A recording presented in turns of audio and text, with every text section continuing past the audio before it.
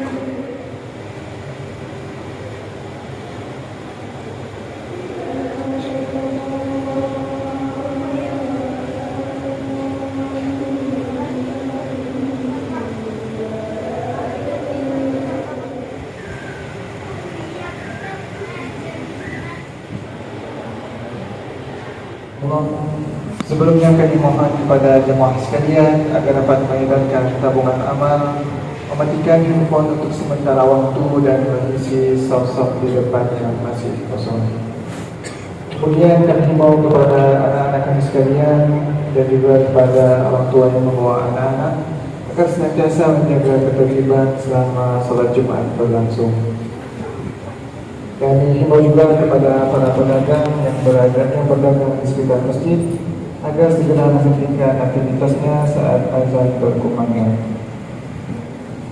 Kemudian kami juga mengingatkan kepada jemaah sekalian yang membawa kendaraan untuk kembali memastikan agar kunci kendaraan sudah tersimpan dengan baik.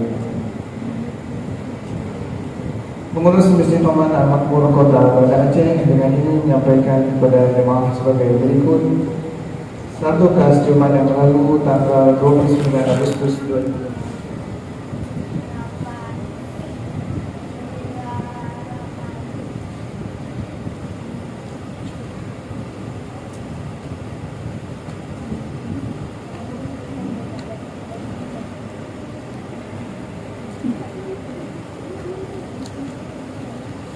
Assalamualaikum warahmatullahi wabarakatuh.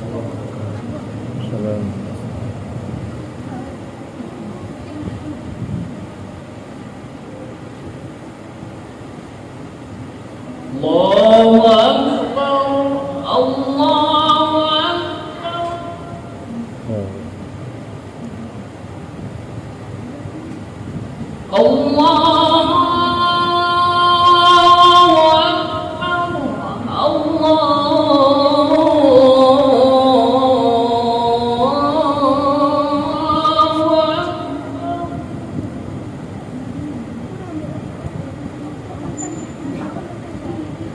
Asyhadu an la ilaha illallah.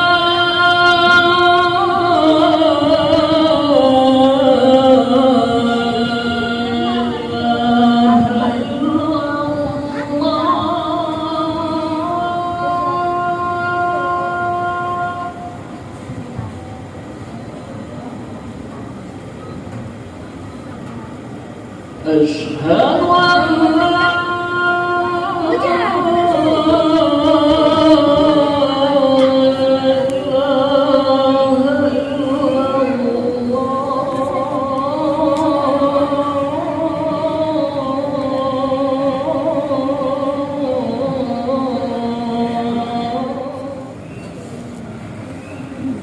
أشهد أن محمدًا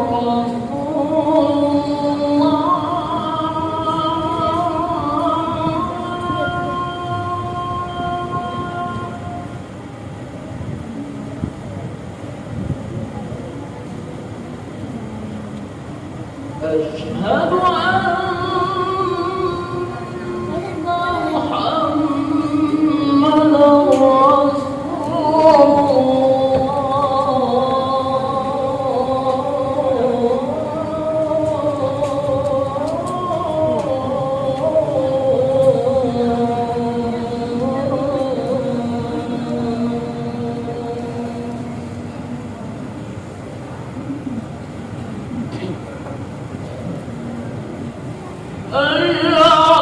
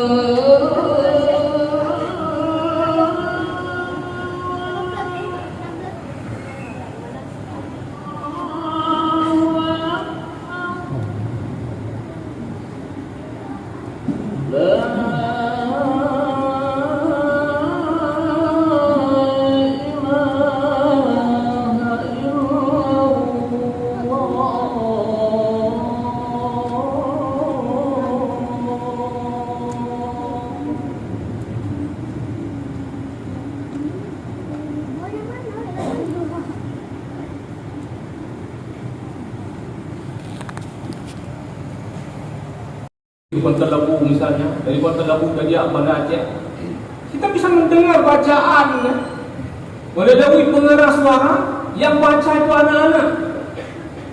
Al-Quran dibaca dengan begitu kasar, Al-Quran dibaca dengan salah yang begitu banyak.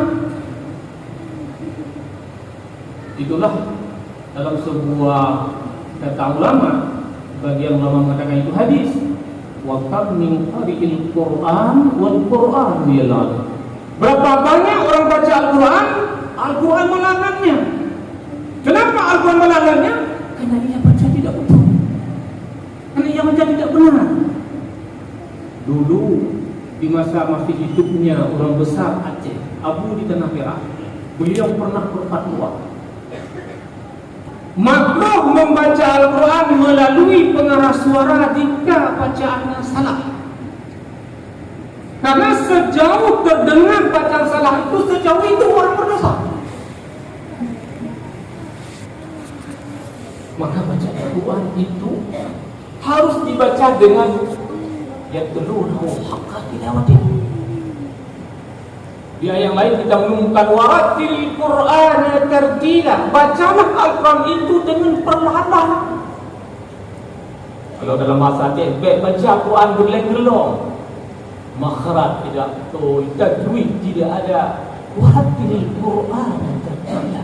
Baca Al-Quran itu dengan perlahan, maksudnya dengan benar. Sahabat pertama bertanya kepada Aisyah radhiyallahu anha, kaifa kana qira'atuhu Rasulullah sallallahu alaihi wasallam? Bagaimana bacaan Rasulullah sallallahu alaihi wasallam ya Aisyah? Qalat kanat qira'atuhu harfan. Bacaan Rasulullah itu berkalimat. Artinya beliau baca dengan pelan. Artinya beliau baca dengan benar. Itu tahapan yang kedua. Kita sebagai orang beriman, sejauh mana kedekatan kita dengan Al-Quran, sejauh itu Allah berdekat dengan kita. Sejauh mana kita jauh dengan Al-Quran, sejauh itulah Allah jauh dengan kita. An Abi Umamah radhiyallahu anhu qala yaqulu Rasulullah sallallahu alaihi wasallam iqra'ul Qur'an, bacalah Al-Quran, fa innahu ya'ti yaumal qiyamati syafi'an li ashabi. Bacalah Al-Quran karena Al-Quran itu di hari kiamat nanti memberi syafaat kepadamu.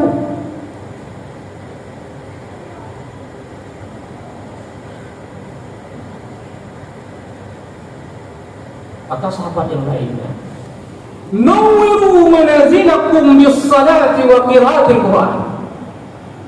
Sinarilah rumahmu itu dengan salat dan baca Al-Quran. Kalau rumah ingin barakah, di dalamnya ada bacaan Al-Quran. Rumah yang tidak pernah ada bacaan Al-Quran di dalamnya, itu bagaikan broken home. Apakah brokennya fisik atau brokennya isi rumah? Tapi rumah yang tidak pernah dibaca Al-Quran di dalam rumah itu tidak akan membawa berkah sama sekali. Itu tahapan yang kedua. Tahapan yang ketiga, bermuamalah dengan Al-Quran itu ialah al-hifdzu, menghafal Al-Quran. Bal huwa ayatun bayyinatun fi suduril ladzina utul ilm. Sebenarnya Al-Quran itu adalah ayat-ayat yang nyata, yang ada di dada-dada orang-orang yang diberikan ilmu ataupun ulama atau ilmuwan. Al-Quran itu 6.000 sekian ayat, dibagi dua saja. Yang pertama ayatul muhkamat, ayat hukum. Yang kedua ayat mutasyabihat, ayat yang berkaitan dengan ekonomi ada dalam Quran, ayat yang berkaitan dengan politik ada dalam Quran, ayat yang berkaitan dengan pendidikan ada dalam Quran, ada ayat yang berkaitan dengan sains ada dalam Quran. Bahkan hampir 30% Al-Quran membicarakan tentang sains. Itu lampu yang kita pakai di masjid ini, mikrofon yang kita pakai di masjid ini, itu ada teori di dalam Al-Quran. Hari ini kata kita bangga karena yang menemukan itu orang Islam. Kenapa? Karena kita umat Islam telah jauh daripada Al-Quran, sehingga teori yang ada dalam Al-Quran, sains yang ada dalam Al-Quran itu ditemukan oleh orang yang bukan Muslim. Apakah mereka bukan dari Al-Quran? Mereka mengambilnya dari Al-Quran. Ada cerita mahasiswa Islam pulang dari Kanada. Di sana ada Fakultas Islamic Studies. Di sana yang belajar Al-Quran dan Muslim. Mereka belajar mengkaji, menemukan teori-teori baru. Listrik. Hari ini yang terbaru AI, itu mereka temukan hampir 30% dalam Al-Quran itu membahas tentang sains. Makanya di Arab, kalau disebut ulama, hampir tidak ada yang tidak hafil. Semua ulama hafiz. Bahkan di Aceh, tapi jangan dilihat Aceh di masa 70-an ya. Lihatlah Aceh di masa kerajaan. Kita ada Syamsuddin As-Sumadrani, kita ada Syekh Abdul Rauf, kita ada Syekh Khatib Lamin, kita ada Syekh Abdullah Al-Ashi. Semua mereka itu hafid Al-Quran. Bahkan Sultanah Safiuddin Shah dalam satu riwayat beliau hafidh. Maka beda sekali realitas Aceh pada hari ini dengan masa lalu. Imam Syafi'i, kita lihat siapa mazhab Syafi'i. Apa kata Imam Syafi'i? Qala Asy-Syafi'i rahimahullah, hafidhul Quran wa ana ibnu 7 sinin wa hafidhul Muwatta wa ana ibnu 10 sinin. Aku hafal Al-Quran, aku sudah berusia 7 tahun. Tamaman Aubrik wa Buludus. Dan aku hafal Muwatta itu juga setebal Al-Quran. Beliau dalam usia 10 tahun. Ini yang benar di Quran.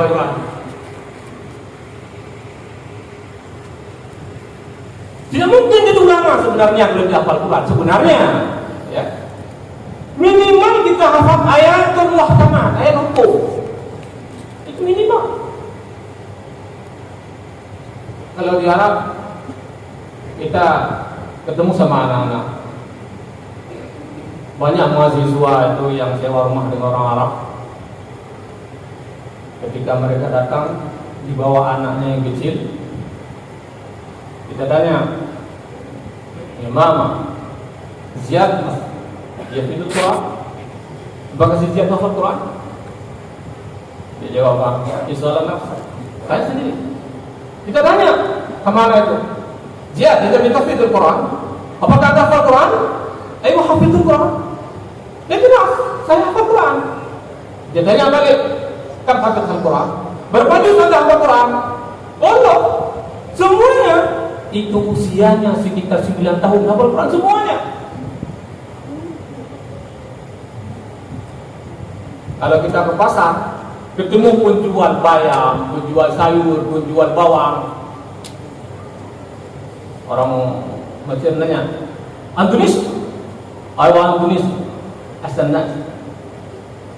Apa kamu datang ke sini untuk beli bawang atau apa? Itu keluar ayatnya. Wa fumiha wa adasiha wa masalihah, keluar ayatnya. Hafal Quran. Tapi kadang-kadang kita untuk kesempurnaan salat saja Al-Fatihah belum benar. Itu tahapan bermuamalah tahap ini. Tahapan yang keempat bermuamalah dengan Al-Quran itu ialah at-tadabbur. Mana tadabbur menghayati Al-Quran itu.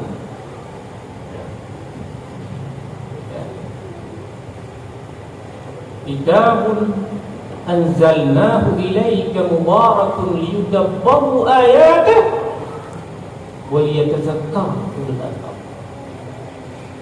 Al-Quran itu yang kami turunkan kepadamu ya Muhammad membawa berkah agar mereka mentadabbur ayat-ayatnya, agar menjadi pelajaran kepada orang yang berakal sehat. Ini luas kalau kita buka tafsir.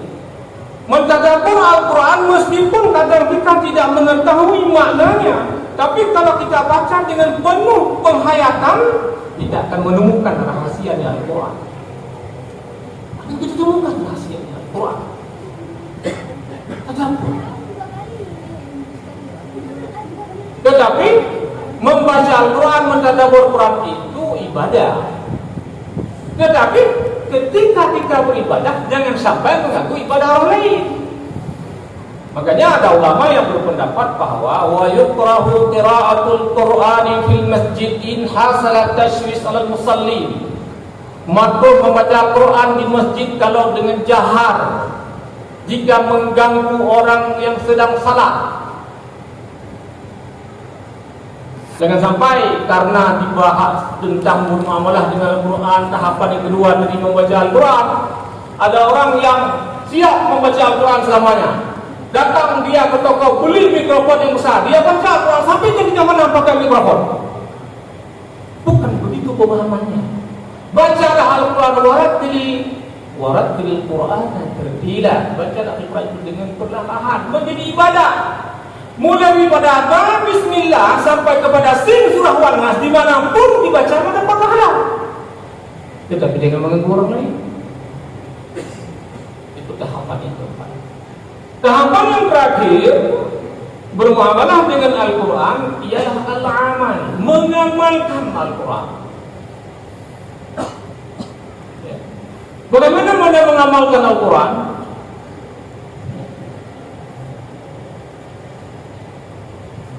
Al-Quran sebagai pedoman dalam semua aspek kehidupan harus dijadikan Al-Quran sebagai landasan akademis. Apapun, politik landasan akademisnya Al-Quran, ekonomi landasan akademisnya Al-Quran, pendidikan landasan akademisnya Al-Quran, kelautan landasan akademisnya Al-Quran, pertanian landasan akademisnya Al-Quran.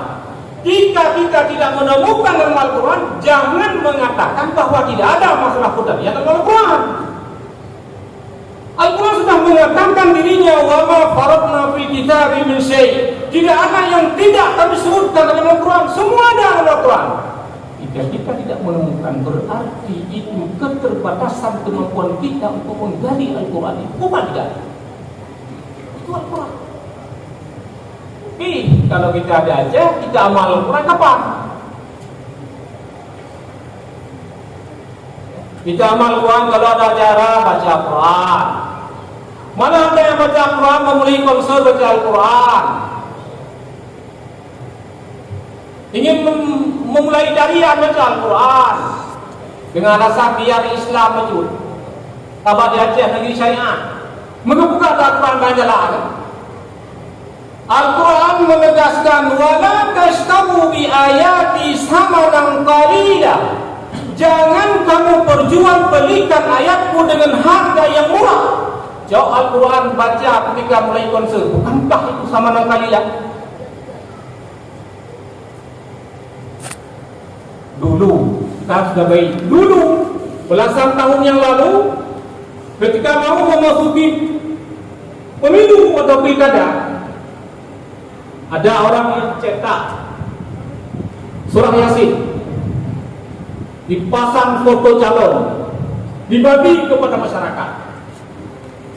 Bukankah itu namanya sama dengan kalian? Tapi alhamdulillah hari ini sudah tidak ada lagi. Alhamdulillah tidak ada lagi. Akan tetapi kalau kita lihat fenomena realitas hari ini di Aceh, sangat-sangat menyedihkan. Kita temukan di lapangan siswa tidak bisa baca Al-Quran. Kita temukan di lapangan mahasiswa persentase besar tidak bisa baca Al-Quran. Kita temukan masyarakat di kampung-kampung, di kota-kota tidak bisa baca Al-Quran. Padahal mereka dari nenek ke Muslim. Islam di Aceh ini bukan baru berapa tahun. Islam di Aceh sudah ada pada tahun 225 Hijriah. Hari ini Aceh sudah ada Islam 1200 sekian tahun. Masih ada orang yang tidak bisa baca Al-Quran. Sangat menyedihkan.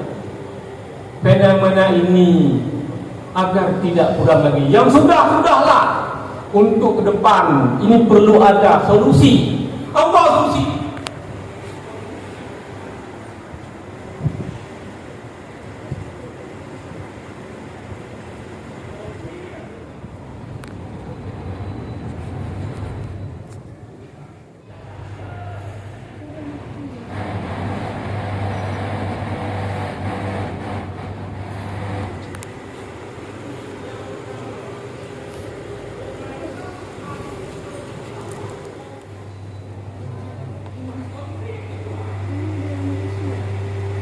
أما بعد أيها الناس اتقوا الله حق تقاته وسارعوا إلى مغفرة من ربكم وجنة عرضها السماوات والأرض أعدت للمتقين إن الله وملائكته يصلون على النبي يا أيها الذين آمنوا صلوا عليه وسلموا تسليما اللهم اغفر للمسلمين والمسلمات والمؤمنين والمؤمنات الأحياء منهم والأموات برحمتك يا أرحم الراحمين اللهم يا محول الحول والأحوال حول حالنا حال الآشيين إلى أحسن حال يا الله إنك على كل شيء قدير ربنا ظلمنا أنفسنا